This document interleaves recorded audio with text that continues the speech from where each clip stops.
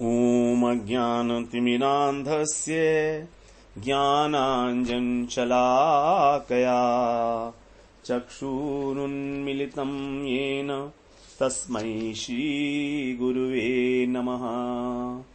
वन्देऽहं श्रीगुरो श्रीयुत्पदकमलं श्रीगुरून् वैष्णवांश्च श्रीरूपं साग्रजातं सहगण रघुनाथान्वितं तं सजीवं साद्वैतं सावधूतं परिजनसहितं कृष्ण चैतन्यदेवं श्रीराधा कृष्णपादान् सहगण ललिता श्रीविशाखान्वितांश्च तमादिदेवं करुणानिधानं तमालवर्णं सुहितावतारम् अपार संसार समुद्र सेतुं भजामहे भागवत स्वरूपम्।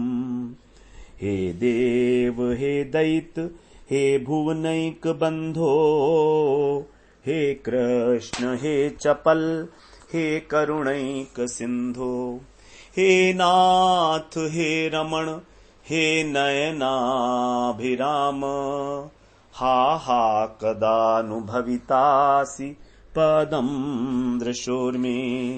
श्री कृष्ण चैतन्य प्रभो नित्यानंद श्री अद्वैत गदाधर शिवसदी गौर भक्त वृंद। हरे कृष्ण कृष्ण कृष्ण हरे हरे हरे राम राम राम हरे हरे। हरे कृष्णा। सर्वप्रथम मैं अपने गुरुपाद पद्म ओम विष्णुपाद अष्टोत्तर शत श्री श्रीमद् भक्तिवेदांत माधव गोस्वामी महाराज के चरण कमलों में अनंत कोटि दंडवत प्रणाम ज्ञापन करता हूं। हम लोग श्रीमद् भागवत महापुराण में चतुर्थ स्कंध में ध्रुव महाराज जी का चरित्र श्रवण कर रहे हैं, जो 8वें अध्याय से और 12वें अध्याय तक है।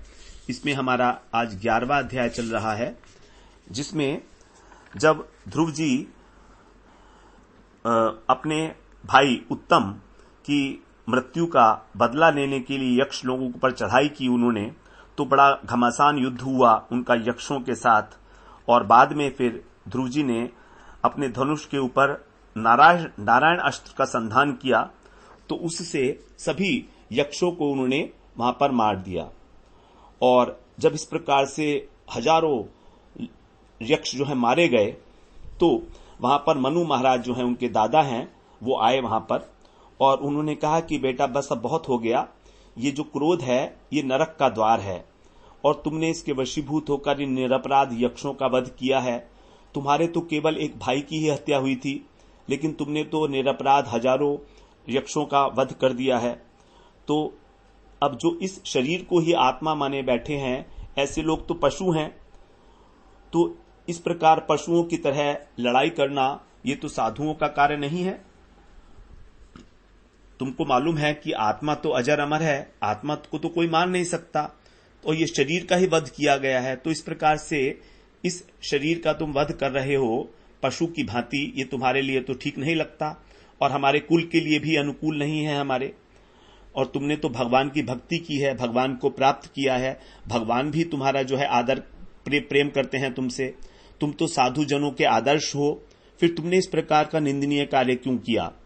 तो फिर आगे उनको उपदेश देते हुए कहते हैं, देखो जो सहनशील है, सहिष्णु है, जो दयावान करुणावान है, जो सभी से मित्रता करता है, समभाव वाला व्यक्ति ही वास्तव में भगवान को प्रसन्न करता है, उसी से भगवान प्रसन्न होते हैं। और जब भगवान प्रसन्न हो जाते हैं तो हमारा जो लिंग शरीर है ये नष्ट हो जाता है और हम भगवान की प्राप्ति कर लेते हैं। ब्रह्म निर्वाणम रिच्छति। इस प्रकार से भगवान के आश्रय से ही ये सारा का सारा जो संसार है वो घूम रहा है। यहां पर जितनी भी संसार के अंदर स्थिति और प्रलय इत्यादि देखी जा रही है कार्य कारणात्मक जगत में, ये केवल भगवान ही इसके सर्व कारण है। जैसे चुंबक के चारों तरफ लोहा घूमता रहता है, उसी प्रकार से तो काल शक्ति जो है भगवान की, उसी से प्रकृति में विकार होता है और संसार की सृष्टि होती है।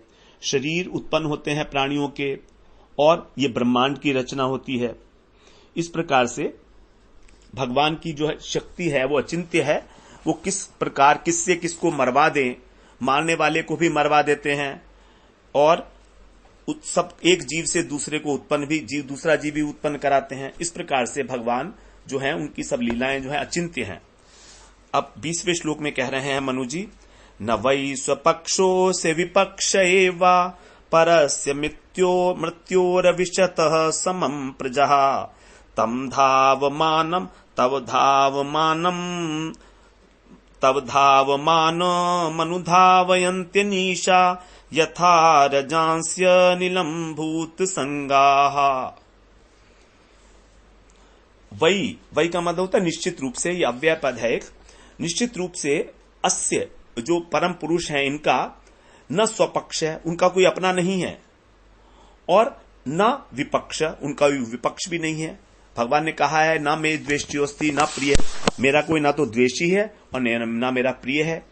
तो फिर मृत्यु प्रजा, जो मृत्यु रूप से ये जो प्रजा में समम विशतः वो इसके अंदर प्रविष्ट हैं। भगवान सृष्टि के अंदर सामान्य रूप से प्रविष्ट हैं, लेकिन ना तो उनका कोई मित्र है ना उनका कोई शत्रु है। कैसे प्रविष्ट हैं? जैसे यथा रजांसी अनिलम, जैसे धूली वायु के साथ उड़ती है, वायु के चलने पर जैसे धूल उसके साथ साथ उड़ती है, उसी प्रकार समस्त जीव जो हैं वो अनिशाभूत संघा, जो अनिशा मतलब जो विवश हैं, तो इस प्रकार सभी जीव विवश होकर अपने कर्मों के अधीन होकर और काल की गति का ही अनुधावंती, उसके पीछे पीछे दौड़ते हैं, अर्थात अपने कर्मों के अनुसार ही सुख और दुख का अनुभव करते हैं। जिस प्रकार कि धूल जो है वायु के चलने पर साथ साथ उसके चलती है, तो धूल अपने आप से नहीं चलती है, वायु के साथ चलती है। तो जैसे वायु की गति है उसी प्रकार ये काल की गति है, कर्म की गति है। तो कर्म के अनुसार ही हमको सुख और दुख की प्राप्ति होती रहती है। तो हमको जो सुख दुख का फल भोगना पड़ रहा है ये अवश्य होकर अनीशा, अनीशा का मतलब है जो ईश नहीं है, ईश का मतलब होता है समर्थवान। तो जो सामर्थ्यवान नहीं है अर्थात अनीश है, अर्थात विवश है, अधीन है, तो कर्मों के अधीन होकर ही ये जो जीव है उसको अलग अलग प्रकार के सुख दुख की प्राप्ति होती है। आगे कहते हैं 21वें श्लोक में, आयुषोपचयम जंतोस तथैवोपचयम विभु उपाभ्याम रहिते स्वस्थो दुस्थस्य विदधात्यसौ। यहां पर कह रहे हैं कि जो सर्व समर्थ भगवान श्री हरि हैं,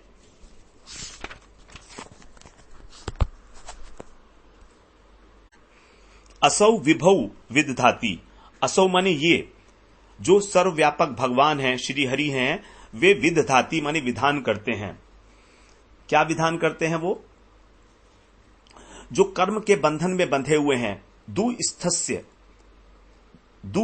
दुस्थ का मतलब है कर्म, तो जो कर्म के बंधन में बंधे हुए जीव हैं, जंतो माने जीव, उनकी आयुष, उनकी आयु का, और अपचयम तथैव उपचयम, उनकी आयु का ह्रास और वृद्धि, अर्थात कौन व्यक्ति कितना जिएगा और कितना नहीं जिएगा, उसकी आयु में वृद्धि होगी या उसका क्षय होगा, इसका विधान करने वाले कौन है? भगवान।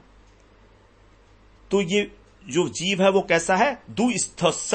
दुस्थस्य, कर्म के बंधन में जो पड़ा हुआ है।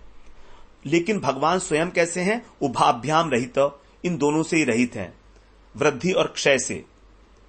वो अपने स्वरूप में स्थित हैं, इसलिए वो सर्वव्यापक हैं। असौ विभव विदधाति, तो भगवान अपने स्वरूप में स्थित हैं, वो क्षय और वृद्धि से रहित हैं, ना उनके अंदर कभी आयु में वृद्धि होती है ना उनकी आयु कभी घटती है।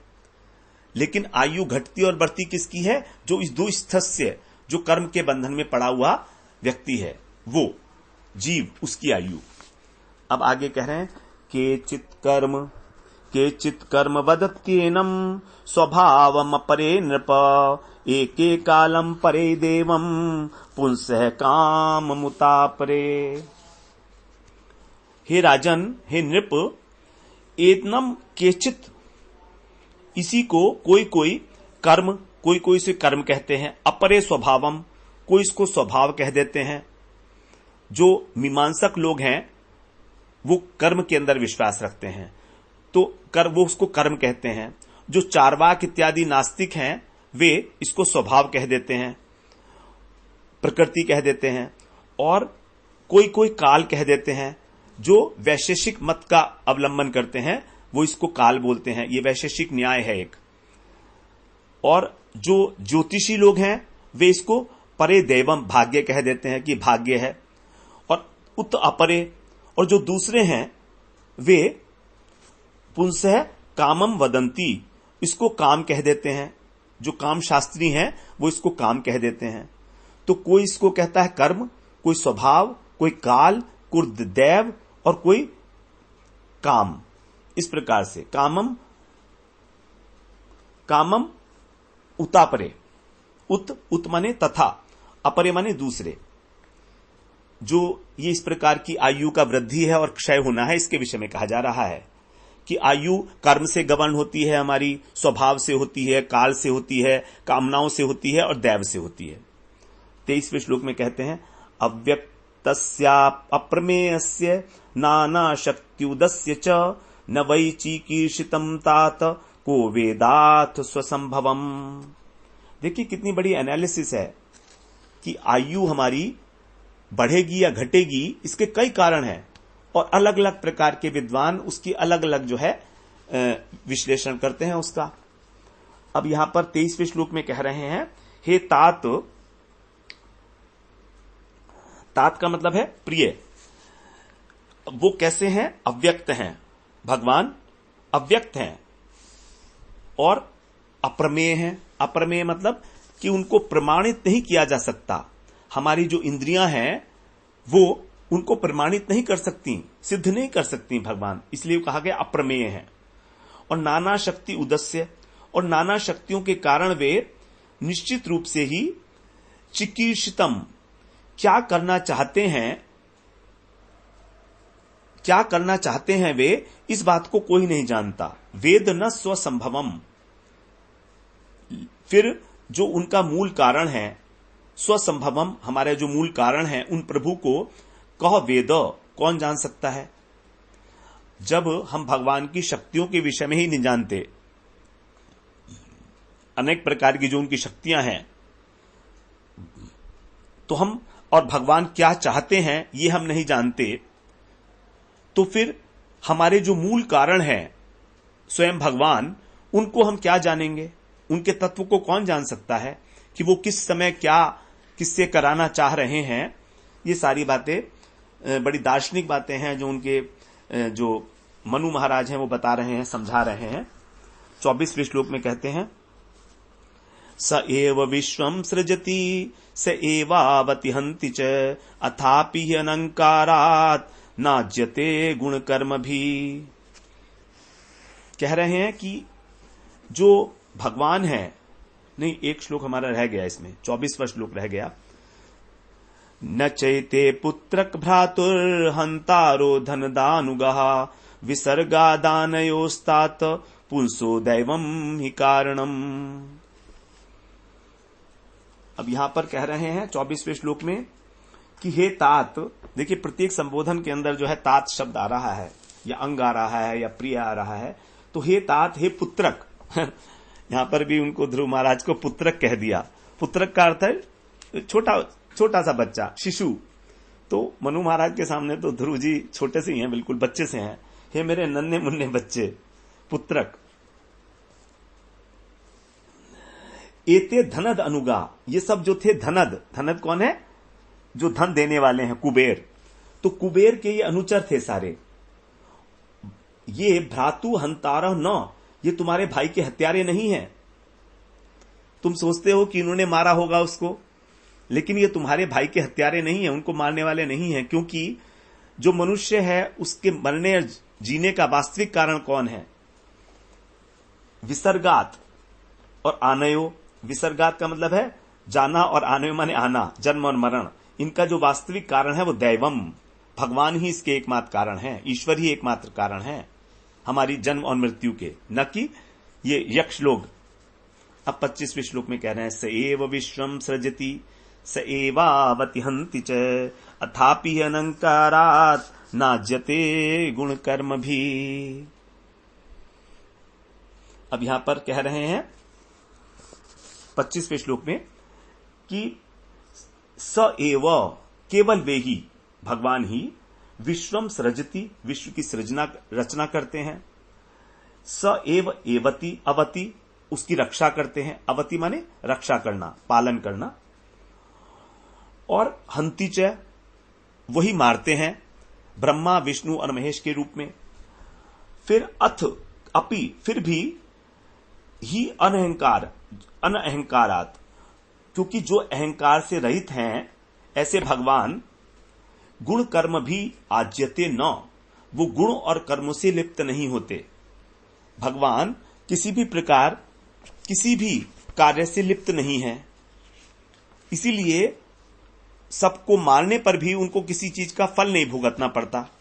भगवान ने कहा भी है कि मैं किसी भी चीज में कभी लिप्त नहीं होता, ना मैं कर्म फले स्पृहा, मेरी कर्म फल के अंदर स्पृहा ही नहीं है, न माम कर्मणि लिंपंती न मैं कर्म फले स्पृहा, मेरी कर्म के फल में कोई स्पृहा नहीं है, इसलिए कर्म मुझे लिप्त नहीं कर सकते। चौथे अध्याय में भगवान ने कहा यह बात, 14वें श्लोक में गीता में,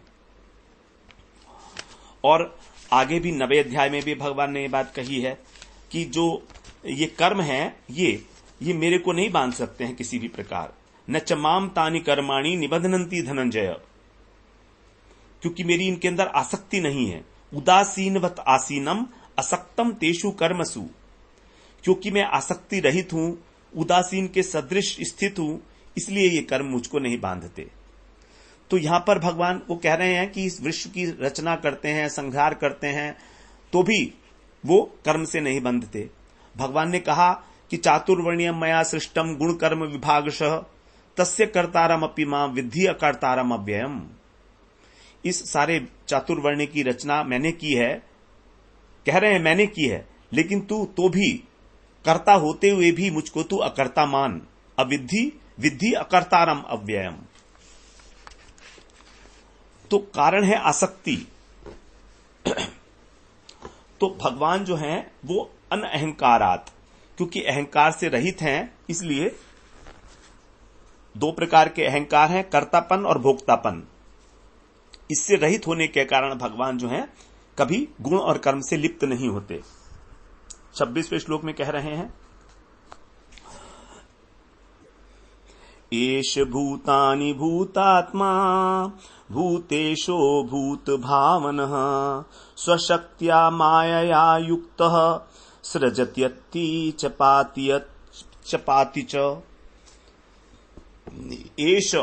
एष माने ये ही, भूतात्मा अर्थात सभी प्राणियों की आत्मा है भगवान, भूत ईश और सभी प्राणियों के स्वामी हैं, और भूत भावन सभी प्राणियों के सृष्टि करता है, सृजन करता है, भावन। स्वमाया अपनी माया की शक्ति से ये युक्त हैं, ऐसा होकर भूतानि सृजति सभी प्राणियों का सृजन करते हैं, उत्पन्न करते हैं। अत्ति का मतलब है अत्ति का मतलब होता है खाना, अशन धातु से बना है अत्ति, अर्थात उनको खा लेते हैं। खाने का मतलब है उनका संहार कर देते हैं, और पाति माने उनका पालन करते हैं। तो इस प्रकार से भगवान सबका सृजन करते हैं, पालन करते हैं और संहार करते हैं।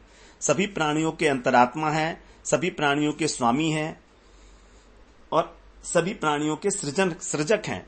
इस प्रकार से भगवान के विषय में कह रहे हैं। अब 27वें श्लोक में कहते हैं तमेव मृत्युममृतम तात दैवम सर्वात्मनोपेहि जगत परायणम यस्मै बलिम विश्वसृजो हरन्ति गावो यथा वै नसिदाम यंत्रिताः। हे तात, देखिए प्रत्येक संबोधन, प्रत्येक श्लोक में लगभग संबोधन है। तात है, वत्स है। हे तात, तम एव मृत्युम, उसी की मृत्यु, एवं अमृतम दैवम, और अमृत स्वरूप जो भगवान है, ऐसे जगत परायणम, जो इस जगत के आश्रय हैं, सर्वात्मना उपेही, संपूर्ण रूप से उनकी ही शरण ली जाए। रूपेही माने उनकी ही शरण लो। तो वे कैसे हैं? अभक्तों के लिए मृत्यु रूप हैं। मृत्यु, भगवान ने कहा है ना कि अमृत भी मैं ही हूं, मृत्यु भी मैं हूं, अमृत भी मैं हूं। तो जो अभक्त हैं उनके लिए मृत्यु है, जो भक्त हैं उनके लिए अमृत हैं, और इस संसार के एकमात्र आश्रय हैं। इसलिए हे तात, तुम सब प्रकार से सर्वात्मना, अपने शरीर, अपने मन, बुद्धि, सबके द्वारा उन्हीं परमात्मा की ही शरण लो। क्यों लो? इसके लिए कह रहे हैं, जिस प्रकार यथा नसी दाम यंत्रितः, नाक में रस्सी डालकर जैसे गाय, बैल जो है उसको नकेल डाल देती थी ना नाक के अंदर, तो जैसे बैल अपने मालिक का बोझा ढोता रहता है, उसी प्रकार जिस प्रकार से बैल अपने मालिक का बोझा ढोता है, उसी प्रकार से जितने भी ये प्रजापति हैं, विश्व सृज, विश्व का सृजन करने वाले जो प्रजापति लोग हैं, जो लोकपाल हैं, वे सभी लोग यस्मई बलिम हरंती, जिनकी आज्ञा का पालन करते रहते हैं, नाम उस डोरी से बंधे हुए। तो जो लोकपाल हैं, ब्रह्मा इत्यादि जो प्रजापति हैं, ये भी सब बंधे हुए हैं। जो ब्रह्मांड की रचना करते हैं, वे भी उन्हीं की आज्ञा का पालन करते हैं। तो तुम सब प्रकार से केवल भगवान की ही शरण लो। अब 28वें श्लोक में बोलते हैं, यह 5 वर्षो जननीम त्वं विहाय मातु सपत्न्या वचसा भिन्न मर्मा वनम गतस्तप्सा प्रत्यगक्ष माराध्य लेभे मूर्धनि पदम त्रिलोक्याः। यह त्वम, जो ये तुम हो, तुम कौन हो? सपत्न्या मातु, अपनी सौतेली माता के वचसा भिन्न मर्मा, उनकी जो वाणी थी उससे मर्म होकर, उन मर्माहत होकर जब तुम्हारा चित्त व्यथित हो गया, 5 वर्ष की आयु में ही अपनी माता को, जन्निम विहाय, अपनी माता को छोड़कर सुनीति जी को तपसा वनम गतः, तपस्या करने वन में चले गए थे। प्रत्यक अक्षम, वहां पर तुमने अधोक्षक भगवान की आराधना की, आराध्य, और मूर्धनी, त्रिलोक्या मूर्धनी, इस त्रिलोकी के मस्तक पर पदम लेभे, उस पद को प्राप्त किया जो इस त्रिलोकी का सबसे उच्च पद है, उस पद को तुमने प्राप्त किया। 5 वर्ष की अवस्था में ही तपस्या के द्वारा ध्रुव पद को प्राप्त किया तुमने। अब 29वें श्लोक में बोलते हैं, तमेन मंगात्मनि मुक्त विग्रहे व्यपाशितम निर्गुण मेकमक्षरम आत्मा नमन विमुक्त मात्मदृक् यस्मिन्निदं भेदमसत् प्रतीयते।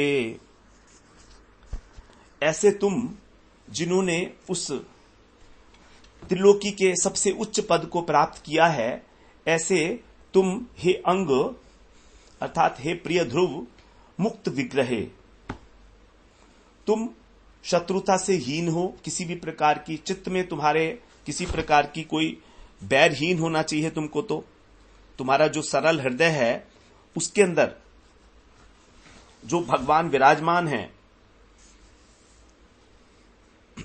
व्यपाश्रितम का मतलब विद्यमान है तुम्हारे हृदय के अंदर, तम एनम इन निर्गुणम एकम, जो निर्गुण है, अद्वितीय हैं, अविनाशी हैं और परमात्मा हैं, और मुक्त पुरुषों को अपनाने वाले हैं। मुक्त पुरुषों को,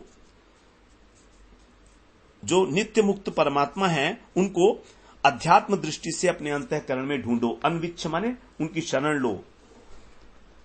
यस्मिन इदम भेदम असत प्रतीयते, जिसमें ये भेदमय प्रपंच न होने पर भी प्रतीत होता है। तो यहां पर एक प्रकार की उनको रिमाइंड करा रहे हैं ध्रुव महाराज को कि तुमने तपस्या के द्वारा उस ध्रुव पद को प्राप्त किया था, और तपस्या में तुमने क्या किया था? तपस्या में तुमने यही काम तो किया था कि अपने हृदय के अंदर विराजमान जो भगवान हैं, जो निर्गुण हैं, अद्वितीय हैं, अविनाशी हैं, उनको तुमने अपने अंतःकरण में ढूंढा था। वहां पर तुमको अपने हृदय में विराजमान भगवान के दर्शन भी हुए थे। तो उस प्रकार से ही तुम उन्हीं भगवान का इन्वेस्टिगेशन, अन्वीक्षण, उन्हीं की शरण में जाओ। तुम उन्हीं के अंदर ये प्रपंच दिखाई देता है, लेकिन है नहीं, न होने पर भी दिखता है। भेदम असत प्रतीयते, जो भेद है ये असत है, मिथ्या है, लेकिन फिर भी प्रतीत होता है। भेद क्या? अपना और पराया, कि ये मेरा भाई है और यक्ष पराये हैं। इसी भेद बुद्धि के कारण ही तो तुम्हारे को क्रोध आया। तो तुम जब इस भेद बुद्धि में तक रहोगे, तब तक तुम्हारे अंदर क्रोध रहेगा। ये अब तुम ढूंढो उसको जिसको तुमने दर्शन प्राप्त कर लिए हैं, उसका दोबारा से तुम उसकी शरण में जाओ, क्योंकि वही एकमात्र जो है शरणीय वस्तु हैं, अद्वितीय हैं, अविनाशी तत्व हैं। वे भगवान तुम्हारे हृदय के अंदर विराजमान हुए थे। तमेव, तुम्हारे चित्त के अंदर ही विराजमान हुए थे वे भगवान। तुमने इसी हृदय के अंदर जो है उनके दर्शन किए थे। अब आगे 30वें श्लोक में बोलते हैं, त्वं प्रत्यगात्मनि तदा भगवन्त्यनंत आनंद मात्र उपपन्न समस्त शक्तौ भक्तिं विधाय परमाम शनकैरविद्या ग्रंथिं विभेस्यसि ममहम इति प्ररूढ़म। यहां कह रहे हैं तदा माने तब, अर्थात ऐसा करने से, जब तुम ऐसा करोगे, जब अपने अंतःकरण में तुम उनको अनुसंधान करोगे, तब तुम क्या करोगे? प्रत्यगात्मनि, अपनी अंतरात्मा में, और भगवती अनंत, वो अनंत भगवान जो हैं वो कैसे हैं? उनका स्वरूप क्या है? आनंदमय स्वरूप है। आनंदैक मात्रम, केवल जो आनंदमय स्वरूप है उनका वो, और सर्वशक्तौ उपपन्न, जो सभी शक्तियों के साथ जो है विराजमान है, सर्वशक्ति संपन्न है, ऐसे भगवान, उनका तुम अपनी आत्मा के अंदर, और परमाम भक्तिम विधाय, परम भक्ति के द्वारा, अपनी सुदृढ़ भक्ति के द्वारा उसका विधान करके, शनकई अविद्या, धीरे धीरे क्रमशः अपनी अविद्या रूपी जो तुम्हारी ग्रंथि है, क्या है ये? मम अहम इति, मेरा और मैं, ये मैं हूं और ये मेरा है, ये इस प्रकार की जो ग्रंथि है, प्ररूढ़ ग्रंथिम, इस अविद्या रूपी दृढ़ ग्रंथि को विभेस्यसि, काट सकोगे। देखिए कितनी बड़ी बात यहां पर मनु महाराज ने कही है कि तुम्हारे हृदय के अंदर भगवान विराजमान हुए थे, तुम्हारे पास वही हृदय है आज भी, और तुम अब दोबारा से अपना और पराये में आ गए।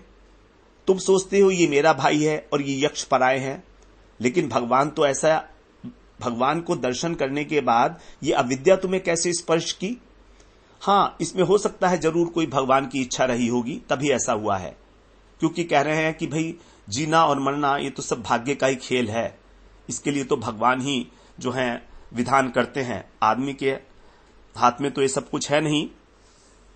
तो ठीक है, अभी तक जो हुआ सो हुआ, लेकिन अब तुम उन भगवान का दोबारा से अनुसंधान करो।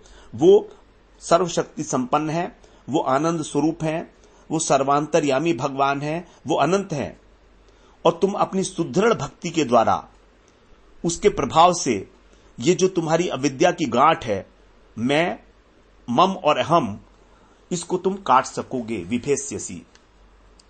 तो सबसे इंपॉर्टेंट बात यहां पर आती है कि भक्तिम विधाय परमाम, अपनी परम भक्ति के द्वारा, सहज रूप से, बिना किसी प्रयास के ही तुम भगवान से केवल प्रेम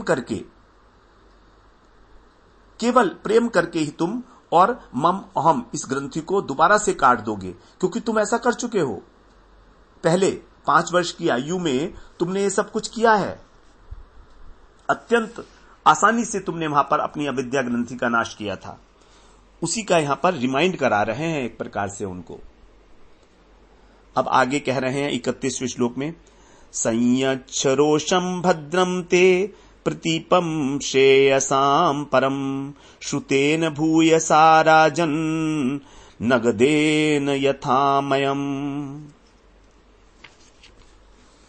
अब यहां पर कह रहे हैं, हे राजन, भूयसा श्रुतेन, भूयसा माने बहुत सारा, श्रुतेन माने सुनकर, तो मेरे जो उपदेश तुमने सुने इससे यथा अगदेन आमयम, आमय का अर्थ होता है रोग, तो जैसे औषधि के द्वारा रोग दूर किया जाता है वैसे ही श्रेयसाम परम प्रतीपम, जो कल्याण के मार्ग में, प्रतीपम का मतलब है विरोधी तत्व है, क्रोध है, रोषम क्रोध, तो जो अत्यंत विरोधी स्वभाव का क्रोध है उसको तुम नियंत्रित करो, संयच्छ, उसको शांत करो। तो मैंने जो तुम्हें उपदेश दिया इस पे विचार करो तुम और अपने क्रोध को शांत करो, जैसे कि औषधि के द्वारा रोग शांत किया जाता है। क्योंकि ये जो क्रोध है ये इस कल्याण मार्ग का सबसे बड़ा विरोधी है, प्रतीपम। और ते भद्रम, तुम्हारा कल्याण करे, भगवान तुम्हारा मंगल करें, ते भद्रम, तुम्हारा कल्याण हो, अर्थात तुम ठीक वैसे ही सोच पाओ जैसा मैंने तुम्हें आदेश दिया है, उपदेश दिया है। मतलब मनु महाराज को यह पूरा विश्वास है कि ध्रुव महाराज उनकी बात मानकर और इस युद्ध से विरत हो जाएंगे, वो अपने क्रोध को शांत कर लेंगे। मनु महाराज को बिल्कुल विश्वास है, इसीलिए उनकी कल्याण की कामना कर रहे हैं साथ में। तो क्रोध को रोकने के लिए कह रहे हैं कि तुम मेरे दिए गए उपदेश के ऊपर विचार करो, क्योंकि ये अत्यंत विरोधी है कल्याण का, कल्याण मार्ग का, श्रेयसाम। 32वें श्लोक में बोलते हैं, ये नोपसृष्टात पुरुषाल लोक उद्विजते भृशम न बुधस्तद्वशम गच्छेत इच्छन भयमात्मनः। ये नो उपसृष्टात, जिस क्रोध से अभिभूत, पुरुषात माने पुरुष के द्वारा, पुरुष से, लोक भृशम उद्विजते, बहुत सारे लोग जो हैं बहुत उद्विग्न हो जाते हैं। ये जो क्रोध है इससे सभी लोगों को बड़ा भय लगता है। इसीलिए कहते हैं कि जो बुद्धिमान है, बुध आत्मन है, जो बुद्धिमान है वो अपनी और अभयम इच्छन, अपनी निर्भयता चाहते हुए तत्वशम न गच्छेत, उसके वश में न आए। तो बुद्धिमान पुरुष जो ऐसा चाहता है कि मुझसे किसी भी प्राणी को भय ना हो और मुझे भी किसी से भय ना लगे, जो दोनों ओर से निर्भयता चाहता है कि ना तो मुझसे कोई भयभीत हो और ना मैं उनसे भयभीत हूं, तो उसको इस क्रोध के वश में कभी नहीं होना चाहिए। ये वेरी इंपॉर्टेंट थिंग ना। तो भय का कारण होता है क्रोध।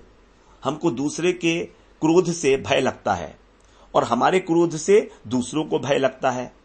तो निर्भयता को प्राप्त करने के लिए हमको अपने जीवन से क्रोध को बिल्कुल माइनस कर देना चाहिए। बड़ा मुश्किल काम है, लेकिन सारा का सारा उपदेश यहां पर क्रोध को शांत करने के लिए दिया जा रहा है। पूरा का पूरा अध्याय जो है मनु महाराज इतनी सारी बातें उनको बता रहे हैं। और ऐसे ध्रुव महाराज जो भगवान को प्राप्त हो चुके हैं, उनके लिए कोई बहुत बड़ी बात नहीं है काम, क्रोध, लोभ, मोह, उसको वश में करना, क्योंकि वो तो भगवान के प्राप्त हैं। वो तो क्षणिक एक उन्माद टाइप का उठा, एक लहर सी उठी और उन्होंने जाकर यक्षों का वध कर लिया। क्योंकि भगवत प्राप्त जो पुरुष हैं उनके द्वारा यदि इस प्रकार का काम, क्रोध इत्यादि देखा जाता भी है, जो स्वभाव जनित है, क्षत्रिय स्वभाव है ना, अब क्षत्रिय स्वभाव है तो क्रोध तो आएगा ही। क्योंकि भगवान ने कहा है कि अपने जो स्वभाव है उसको तो बड़े बड़े विद्वान लोग भी नहीं रोक सकते। सदृशम चेष्ट से 3 अध्याय में भगवान ने ये बात कही है कि जो बड़े बड़े विद्वान हैं उसमें जो स्वभाव है उसको रोकने में वो भी सक्षम नहीं होते। सदृशम चेष्टते स्वस्या प्रकृतिर ज्ञानवान अपि प्रकृतिम यान्ति भूतानि निग्रह किम करिष्यति। सभी प्राणी अपने अपने स्वभाव के अनुरूप कार्य करते हैं, प्रकृति को प्राप्त होते हैं, परवश हैं। तो ज्ञानवान जो लोग हैं वे भी अपने स्वभाव के अनुसार ही चेष्टा करते हैं। तो फिर इसमें किसी का हट क्या करेगा। तो यहां पर ध्रुव महाराज भी क्षत्रिय पुत्र हैं, स्वाभाविक रूप से उनके अंदर क्रोध है, और जब कोई युद्ध में ललकारता है या युद्ध की बात होती है तो एकदम से उनका जो खून है वो गर्म हो जाता है। तो इसलिए कह रहे हैं कि क्रोध के वश में नहीं होना चाहिए। अब 33वें श्लोक में बोलते हैं, हेलनम गिरीश भ्रातुर धनस्य त्वया कृतम यज्जग्निवान पुण्यजनान भ्रातग्ना नित्यमर्षितः।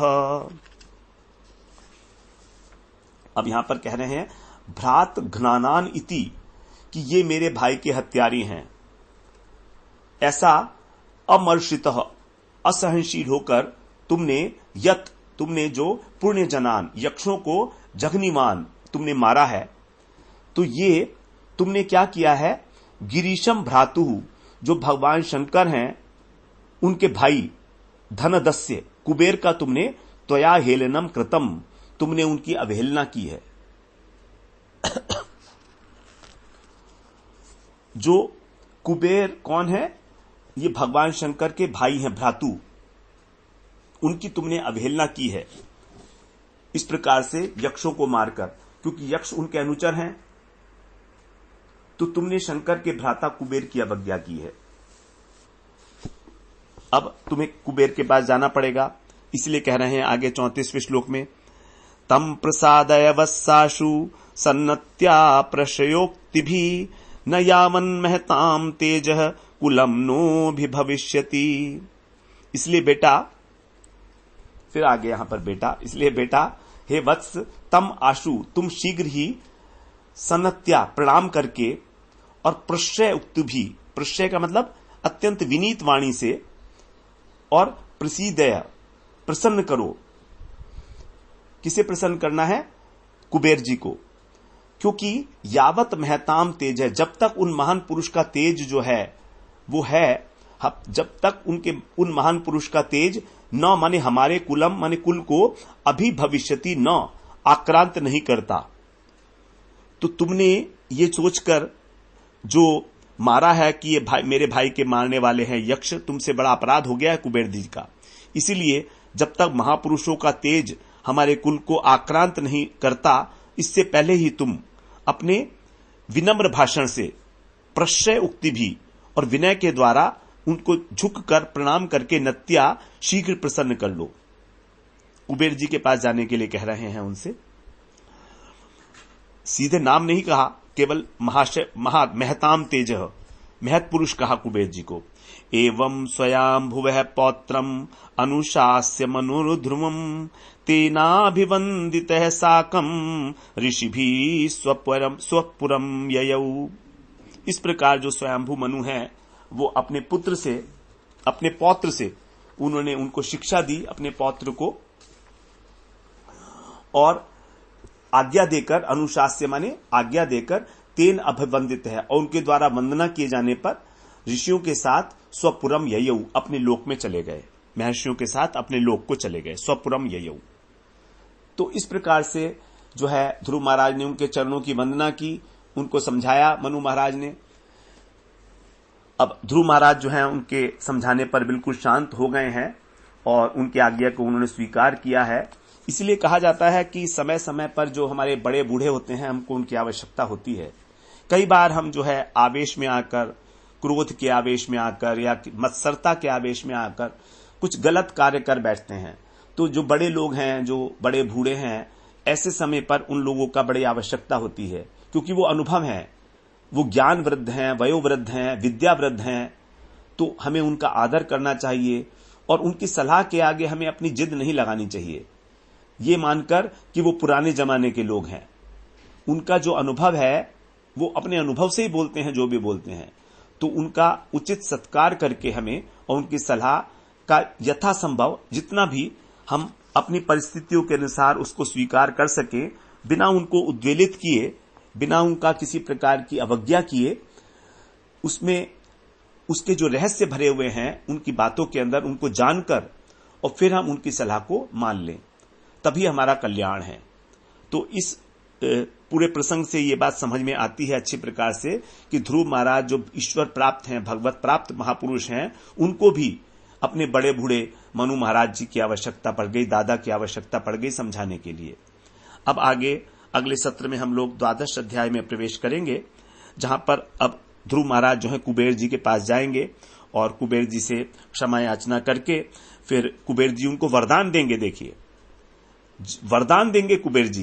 कुबेर जी भी किस प्रकार के हैं, कितनी बड़ी बात है, जिन्होंने उनके ही सेवकों का वध कर दिया और फिर उनको भगवान के लोक की प्राप्ति होगी, ध्रुव लोक की प्राप्ति होगी ध्रुव महाराज को। तो हमारा जो इस प्रकरण का जो हमारा अर्थ प्रधान सृष्टि प्रकरण है, इसका जो अंतिम अध्याय है, 8वें अध्याय से प्रारंभ हुआ और 12 अध्याय तक। तो अगले सत्र में हम फिर 12 अध्याय में प्रवेश करते हैं। वांछा कल्पतरुभ्यश्च कृपा सिंधुभ्येव च पतितानां पावनेभ्यो वैष्णवेभ्यो नमो नमः।